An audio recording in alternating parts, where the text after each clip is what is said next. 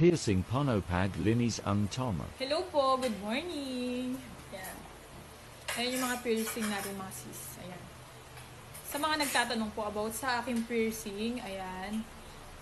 Tinatanong nila kung paano daw ba nililinis yung piercing ko. Kasi daw, may nagtanong sa akin na yung sa kanya daw namamaga nangingitim. Eh, hindi niya naman pala ina-aftercare na paglilinis. Parang hindi sa kanila sinabi sa mall. Nagpa-gun piercing siya. Hindi sa kanila sinabi. Tapos, ayan, may mga nagme-message din sa TikTok na sa akin nag-PPM kung gaano daw po ba katagal mag-heal yung piercing pagdating dito sa mga buto, sa buto. Ayan, depende po yan sa katawan ng tao kung mabilis po mag-heal sa'yo, sa iba po kasi hindi. Tsaka depende po kasi basta hindi nababangga, medyo mabilis daw po mag-heal, sabi ng nag-pierce sa akin. Eh, itong root ko, 4 months na po yan pero hindi pa rin siya talaga healed. Nagkaroon din po yan ng piercing bump. Piercing bump, yun po yung parang tagyawat na namamaga. Para siyang tagyawat na ayan, dito magkabilaan yan, baba taas, nagkaroon, namamaga siya. Sabi naman ng nag-pierce sa akin, huwag daw matakot about sa piercing bump.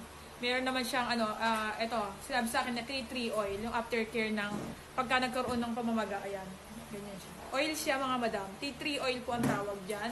Ayan, nabili ko lang po yan. Ang paglilinis po siya, pagka nagkaroon po ng piercing bump, ito muna yung paglilinis sa piercing, yung sa sodium chloride po, sodium chloride or saline solution po, ito. I-sprayan mo lang siya, i-sprayan mo lang, 2 spray or 3, tapos i-cotton buds mo lang siya. Cotton buds. Yan. Cotton buds lang po. Dampi-dampi lang na gano'n, dahan-dahan lang, kasi medyo masakit siya once na kaka-pierce lang. Spray lang ng sodium chloride, tapos isusunod mo to once na nagkaroon ka ng piercing bump after maligo. 2 times a day. Kung kaya nyo po ng 3 times, kung masipag po kayo maglinis, mas maganda. Ako po kasi minsan 3 times, 2 times, ganyan. Ayan. Ito. Kaya medyo okay na po ito. Ayan, ala na siya yung piercing bump po. Apakabisa niya po. Proven ko na po. Maganda to. Sa tea tree oil po. Tapos yung sa paglilinis naman po na yan, yung paglilinis na yan, ayan, 3 times din. 2 times, 3 times, ganon. Ayan. Depende po sa inyo kung gaano nyo kasipag maglinis. Itong helix ko po is healed na po yan. Since high school pa po ako, yan, butas ko na siya. Kaya kahit po mabangga to, okay na siya. Healed na siya. Pero ito pong rook, hindi. Masakit pa rin po siya once na nababangga. Ito okay na rin po yan. Yung 3 na yan. Okay na yan. Itong rook ko po, medyo masakit pa siya. Kung lalo na pag nababangga siya or natatamaan, gano'n. Masakit pa po talaga siya.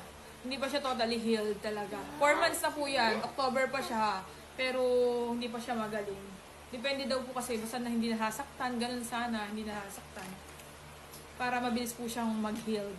Ito po, bago lang po, 1 week pa lang po itong tragus. Yung tragus ko, 1 week pa lang po. Medyo masakit pa po siya.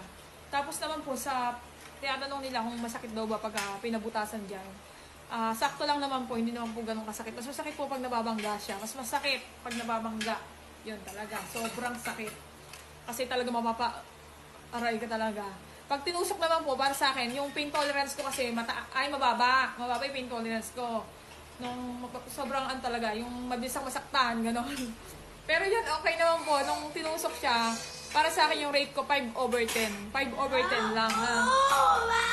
Mababa pa yung pain tolerance ko nun 5/10 lang. Tapos ayan din, yung sa tragus natin, 5/10 lang din ako. Ito rin, yung high school ako, naalala ko na namaga to. Dalawa tong butas ko dito. Pinabutas ko nga lang yan sa mga gilid-gilid lang, gano'n. So, hindi talaga nagpi-pierce. Yan. Malakas loob ko nun grabe. Hindi ko sasabihin ko sa kung pinabutas. Dyan lang, so gawi-gawi. Ayan, ito namaga po to. Lumaki tenga ko. Lalo dito, lumaki, namaga yan. Sabi ng ate ko. Ito kasi parang pakawing yung butas niya dito yan. Ito yung butas niya. Namaga siya. Tumama sa ganito ko. Tapos pinitik pa ng teacher ko nung high school, 3rd year ako nun Pinitik ng teacher ko. Kaya yun, tinanggal ko. Kasi talagang napakasakit na nandito ko. Namabaga na yung Kasi ito, okay naman siya na itago ko sa teacher ko, ginaganon ko nung high school. Ginaganon ko ng high school. Yung totoo to, ito, ginaganon ko ng high school. Titiin ako ng asawa ko.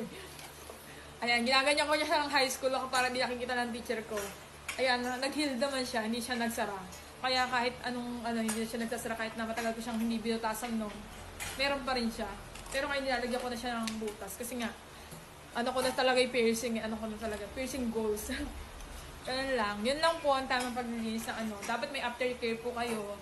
After nyo magpa-pierce, wag po kayong, bawal po yung itatawel nyo ng tatawel nyo ng madumi or tatawilan nyo. Basta yung tissue lang na malinis, nyo lang, pantuyo nyo.